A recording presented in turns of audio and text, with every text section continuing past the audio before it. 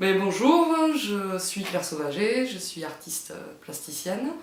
Donc c'est-à-dire que je travaille les arts plastiques, la sculpture, l'installation, la vidéo, le son.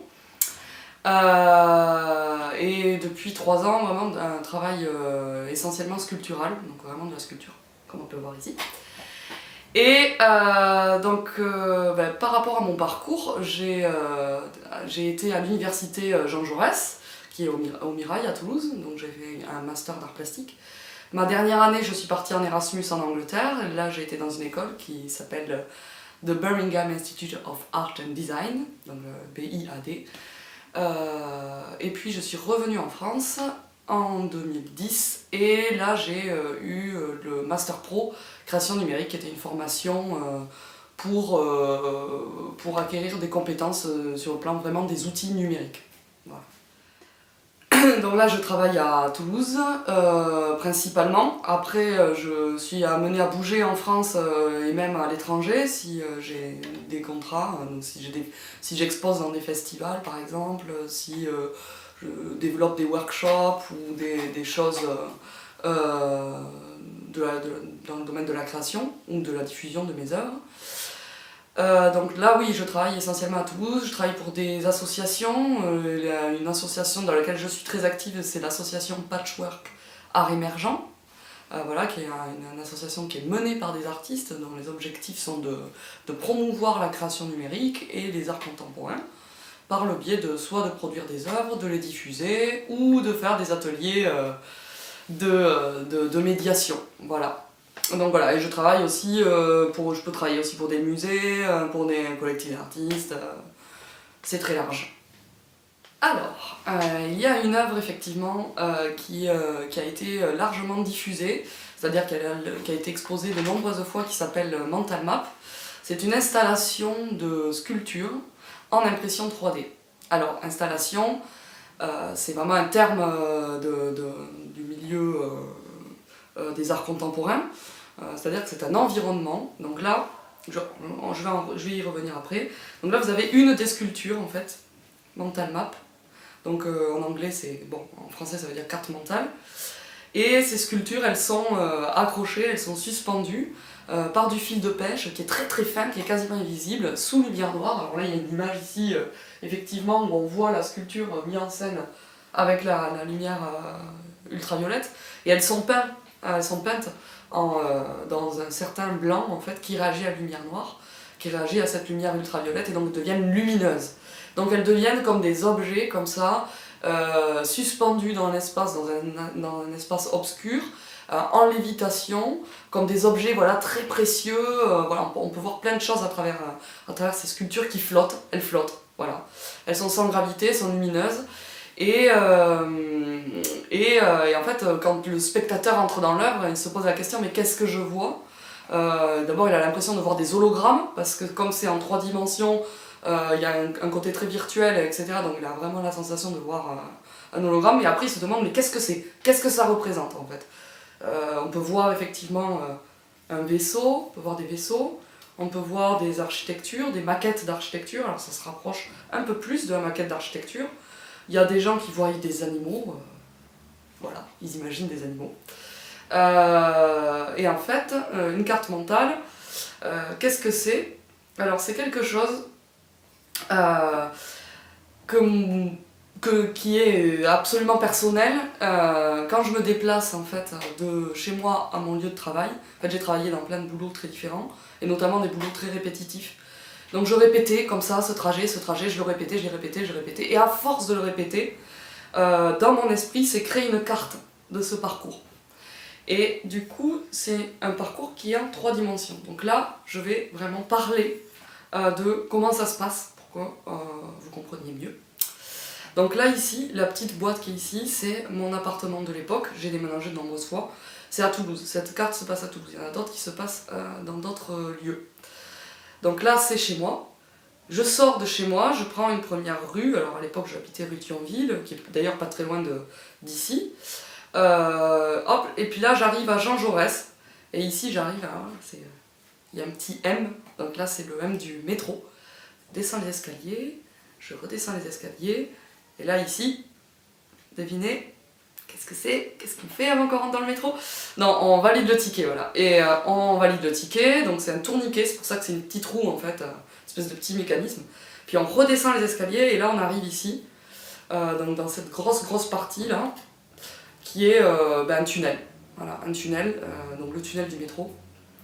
Et donc là, pendant le métro, il se passe rien, donc c'est juste un tunnel.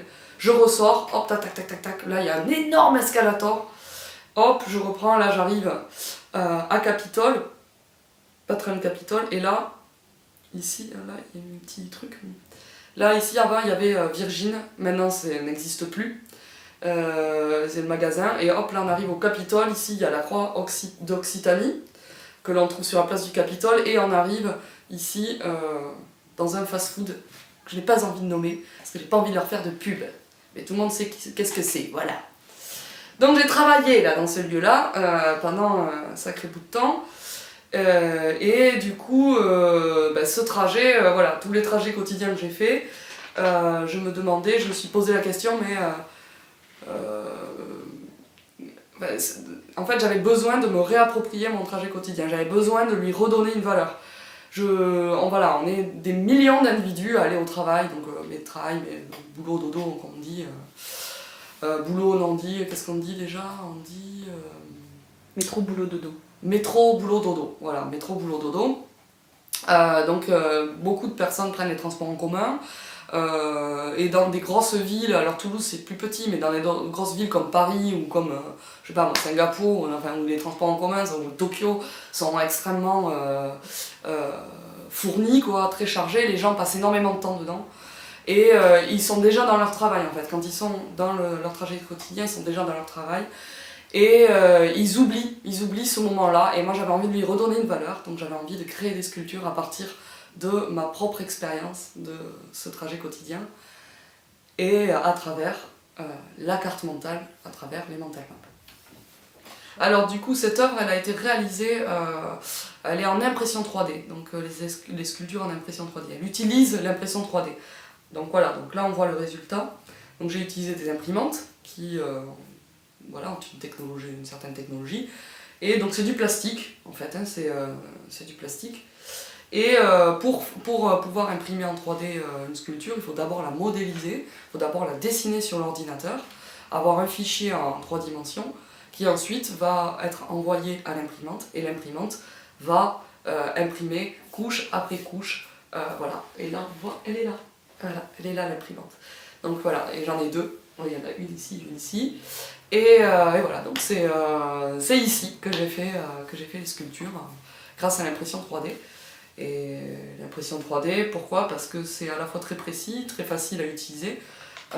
Et ensuite, parce que je trouvais super intéressant d'utiliser la modélisation 3D pour représenter la carte mentale. La carte mentale, c'est quelque chose qui est mental, qui est à l'intérieur du cerveau, quoi.